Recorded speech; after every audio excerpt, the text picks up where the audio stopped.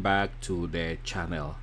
On your screens right now, we are looking at the stock price of Bright Green Corporation, and as you guys can see today, the stock lost a whopping 21.67% of its valuation, closing the regular trading session at $6.18. Furthermore, in the after hours, the stock bounced back, gaining 6.31% and closing the week at $6.57. Now, you just have to put things in perspective. So, the stock lost 21.67% during the regular trading hours, and so the stock dropped first and then it gained. So the drop was dropping from a higher number because the stock opened at $8, and when it started gaining, it was gaining from $6.18. So essentially the stock lost $1.71 and then gained back 39 cents. So overall you ended up much lower than you started the day or the week. So if we look at the 5-day graph, you guys can clearly see how on Monday the 23rd of May or thereabouts, the stock was trading actually quite low at $6.74, and then you had that massive run that put this on the radar, and they went up as high as I would say close to $13-14, close to $14, and then from there, that was still that same Monday. From there, it has just been a slow, steady, painful decline. So Bright Green Corporation, they're supposed to be growing, harvesting, processing, and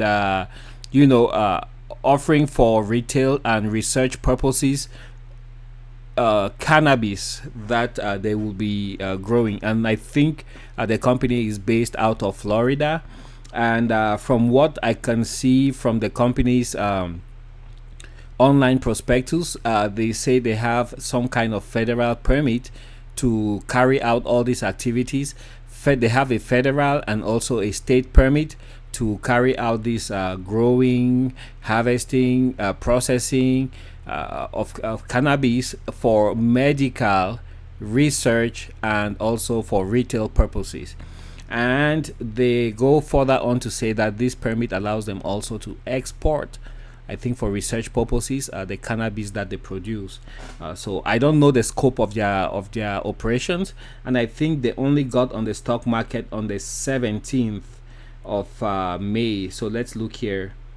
Yeah, that's right, on the 17th of May. So they just barely got on the stock market, and mind you, this stock has gone all the way up to $58, and it has also been down all the way down to $5.60. So it's a very wild ride.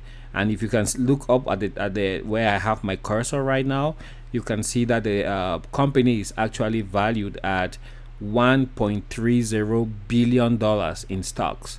That's what they have outstanding. So it's very difficult to tell where this is going. From what I have seen, the S&P 500, you guys can see for yourself at the top of the screen, that is in the green zone.